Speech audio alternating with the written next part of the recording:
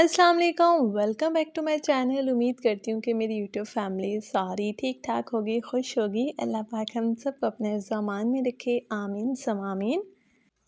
तो जी आज का व्लॉग स्टार्ट हुआ है मॉर्निंग से और अभी मैं बना के लाई हूँ नाश्ता। तो ब्रेड जो है वो हस्बैंड के लिए है।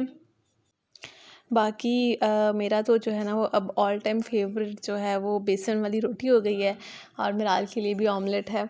तो हम यहाँ पे कर रहे थे नाश्ता। अच्छा, बेसन वाली रोटी के अंदर पहले जो है ना मैं 2 टेबलस्पून बेसन ऐड करती थी तो उससे रोटी पतली और छोटी बनती थी। अभी मैं ना 3 टेबलस्पून भर के ऐड करती हूँ बेसन के और 1 अंडा थोड़ा सा पानी। तो अब जो है ना वो रोटी थोड़ी बड़ी भी बनती है और बिल्कुल भी भूख नहीं लगती खाने के बाद। तो अक्सर लोग मुझसे पूछ रही थी मेरी बहनें कि क्या हम इसको अपनी डाइटिंग में शामिल कर लें, तो ज़रूर क्यों नहीं, बहुत अच्छा ऑप्शन है। इसके अंदर जो है ना वो मतलब आटे की निस्बत जो हम लोग खाते हैं, गंदम का आटा, उसकी निस्बत बेसन में बहुत कम जो है ना वो शुगर होती है और ये बहुत अच्छा है। और जब हम मतलब डाइटिंग कर रहे होते हैं और सोचते हैं कि हमने वेट कम करना है तो हमें शुगर के इंटेक कम कर देना चाहिए। तो उस लिहाज से ये बहुत अच्छा है, इसके अंदर मतलब कम होते हैं कार्बोहाइड्रेट्स। तो जी उसके बाद मैं आ गई हूँ किचन में और हम लोग का नाश्ता हो गया है डन। अभी मैं बनाऊँगी सालन और हमारे घर वही एज़ यूजुअल चिकन का शोरबा बनता है तो वही बनेगा। और जो लोग मुझसे पूछते हैं कि आप कैसे खा लेती हैं, कोई ट्रिक बताएं, तो ट्रिक कोई भी नहीं है, शौक़ से मैं भी नहीं खाती। बाकी ये होता है कि मैं कोशिश करती हूँ कि कुछ डिफरेंट हो जाए, कभी आलू फ्राई कर लेती हूँ, कभी साथ में कोई चटनी, इस तरह रायता वायता। अच्छा, तो जी इसके अलावा आप लोगों ने जो सवाल पूछे थे बहुत ज़्यादा, उनका जवाब दे देती हूँ। जैसे टीथिंग के बारे में अक्सर मुझसे पूछते हैं कि आपकी टीथिंग जो है वो, मेरा बेबी 1 ईयर का हो गया, अभी तक उसने दाँत नहीं निकाले। तो अगर कुछ बच्चे जो है ना बहुत जल्दी दाँत निकाल लेते हैं, जैसे 5 मंथ की उम्र में निकालने शुरू कर देते हैं और कुछ बच्चे होते हैं 1 साल के बाद निकालना शुरू करते हैं। तो इसमें कोई जो है ना वो नहीं है, ये सब नॉर्मल है। ये मतलब बेबी टू बेबी डिपेंड करता है। अच्छा, इसके अलावा अगर आपका बच्चा 1 साल का से ऊपर हो गया और उसने कोई भी दाँत नहीं निकाला तो आप एक बार डॉक्टर से चेकअप करवा लें अपने बेबी का कि उसके अंदर कैल्शियम की किसी चीज़ की कमी तो नहीं जिसकी वजह से वो दाँत नहीं निकाल पा रहा। बाकी जब बच्चों के दाँत टीथिंग प्रोसेस होता है तो आप उनके लिए बायोकॉम 20 नंबर 1 जो है ना होम्योपैथी की टैबलेट्स होती हैं वो उनको दे सकते हैं। उसके ऊपर सब मेंशन होता है एज के हिसाब से बच्चों को किस तरह देनी है दिन में। और उसका कोई साइड इफ़ेक्ट नहीं होता, होम्योपैथी की होती हैं और उससे ये होता है कि बच्चे जो इरिटेट होते हैं बहुत ज़्यादा, वो नहीं होते और मोशन वगैरह भी उन मेडिसिन से नहीं लगते। बाकी कुछ लोग कहते हैं कि नहीं ये मोशन तो बहुत अच्छे होते हैं, होने चाहिए, बच्चों की गर्मी बाहर निकलती है, तो ऐसा कुछ नहीं होता। वैसे तो डॉक्टर्स तो कहते हैं कि जी दांतों से मोशन लगते ही नहीं है। मतलब आप डॉक्टर के पास जाएंगे ना कि बोलेंगे मेरी बेबी को मोशन हो रहे हैं, टीथिंग की वजह से हो रहे हैं, तो वो बोलेगा नहीं टीथिंग की वजह से नहीं हो रहा है, इसको कोई और मसला है। असल में जब बच्चा जो है ना, जब उसका टीथिंग प्रोसेस होता है तो उसके मुंह में बहुत ज़्यादा थूक, बहुत ज़्यादा लिक्विड सा जमा हो रहा होता है। कुछ बच्चों का बाहर निकल रहा होता है और कुछ बच्चे अंदर ले जाते हैं उसको टमी में।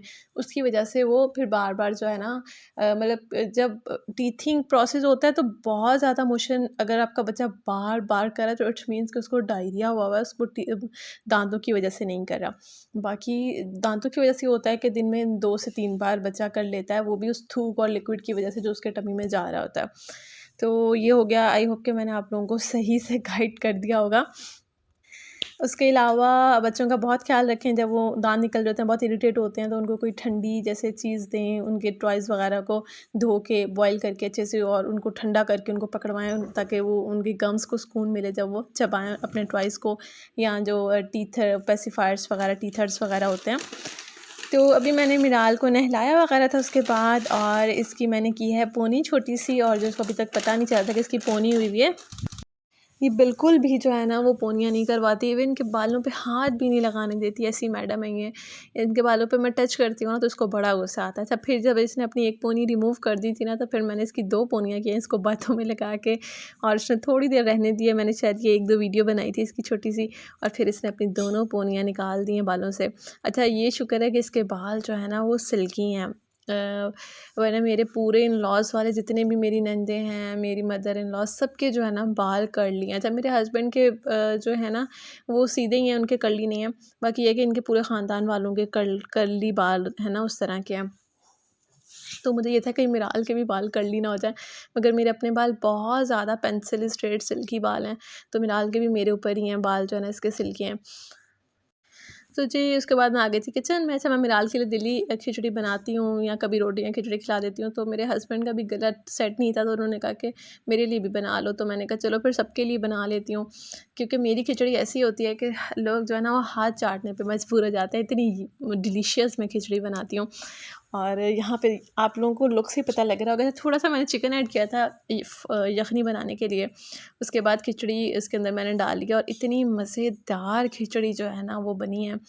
अच्छा, इसकी रेसिपी आई थिंक सो मैंने शेयर की है पहले चैनल पे। अच्छा, इसके अंदर जो है ना स्पाइस जो मैं डालती हूँ वो काली मिर्च, जिसको मैं जो है ना फ़ौरन से क्रश करके डालती हूँ, और नमक और ज़ीरा। इसके अलावा कोई इसके अंदर स्पाइस नहीं डलता, फिर भी इतनी लज़ीज़ होती है, इतनी लज़ीज़ होती है। वो सारा मेरे हाथों का ज़ायका होता है। और इसमें कोई शक नहीं है कि हाथ का जायका जो है ना हर एक का डिफरेंट होता है। जैसे मेरी अम्मी खाना जो बनाती हैं ना, वो मुझे लगता है कि कोई नहीं बना सकता जैसे मेरी अम्मी खाना बनाती हैं। उनका जो है ना पुलाव बनाने का तरीका भले भी मेरा भी सेम ही होता है, मगर वो जायका नहीं आता जो अम्मी के हाथ का है। उनके जो है करेले गोश्त, बहुत सारी चीज़ें हैं जो मतलब मुझे होता है कि यार अम्मी के हाथ जैसी ना कोई नहीं बनाता। तो इसी तरह हर एक के हाथ का जायका डिफरेंट होता है। और हम लोग घर में कोई अच्छा खाना बनाता है, इवन मेरे घर में भी मेरे हस्बैंड वगैरह कह देते हैं जी मसालियां दा कमाल है। तो मैं कहती हूँ कि जी मसालों का कोई कमाल नहीं होता, सिर्फ हाथ का कमाल होता है। तो अगले बंदे को अप्रिशिएट किया करें, जब कोई अच्छा खाना बनाए उसको बोलें कि आपने बहुत अच्छा खाना बनाया, रात दिन की जी ये तो मसालों का कमाल है, आजकल मसाले ही ऐसे निकल आए हैं जितना डालो उतना जाएगा, ऐसा बिल्कुल नहीं होता। तो आप लोग मुझे बताएं कि आप लोगों के घर वाले क्या कहते हैं जब आप अच्छा खाना बनाते हैं। अच्छा, उसके बाद मेरे हस्बैंड के जनाब का गला ख़राब था, फिर रात में कह रहे हैं कि मुझे कुछ खाना, मैंने खिचड़ी खाई है तो अब मुझे जो है ना आप ऐसा करें कोई ब्रोस्ट वगैरह बना के दें, फ्राइड चिकन बना के दें। तो फिर उनके लिए यहाँ पे बन रहा था फ्राइड चिकन, और इसकी भी मेरी बड़ी यूनिक रेसिपी है। मसाले मैं कोई नहीं डालती, सारा मेरे हाथ का कमाल होता है, और बड़ी मज़े की बनी थी ये बोटियाँ भी जो है ना। तो जी ये सारी हो गई बातें। अच्छा, तो जो लोग जी चैनल पे नए हैं kindly do subscribe my channel, और जो लोग पुराने हैं वो वीडियो को लाइक कर दें, प्यारा सा कमेंट कर दें। और अभी जो है ना मैंने सारा रूम को साफ़ किया है। मिराल ने बहुत गंद डाला हुआ था, मैंने बेडशीट वगैरह को झाड़ के दोबारा से बिछाया है बेड पे। और जी ये मैं हूँ। अच्छा, यहाँ पे मैं अपने आप को देख रही थी और फील कर रही थी मैं बहुत ज़्यादा वीक हो गई हूँ, पहले से भी ज़्यादा मैंने ओवर डाइटिंग कर लिया। अच्छा, अब मैं डाइट नहीं कर रही। अक्सर लोग मुझसे भी पूछते हैं कि आप क्या डाइटिंग करती हैं, तो मैं अब कोई डाइटिंग नहीं करती। बस ये होता है कि जैसे मीठा कम खाती हूँ या इस तरह जो है ना वो बस पोर्शन कंट्रोल करती हूँ। बाकी मैं जो भी होता है घर में हर चीज़ बनती है वो खाती हूँ, और इवन के बाहर की चीज़ें भी बहुत खा रही हूँ। तो मैं यही अपने आप को देख रही थी कि मैं बहुत ज़्यादा जो है ना स्लिम होती जा रही हूँ, तो अब मुझे वेट चेक करना चाहिए अपना कि मेरा कितना वेट हो गया है। बाकी आज का व्लॉग इतना सही था, दुआ में याद रखिएगा, प्यारा सा कमेंट कीजिएगा। चलती हूँ, नेक्स्ट व्लॉग में मिलेंगे, तब तक के लिए अल्लाह हाफ़िज़।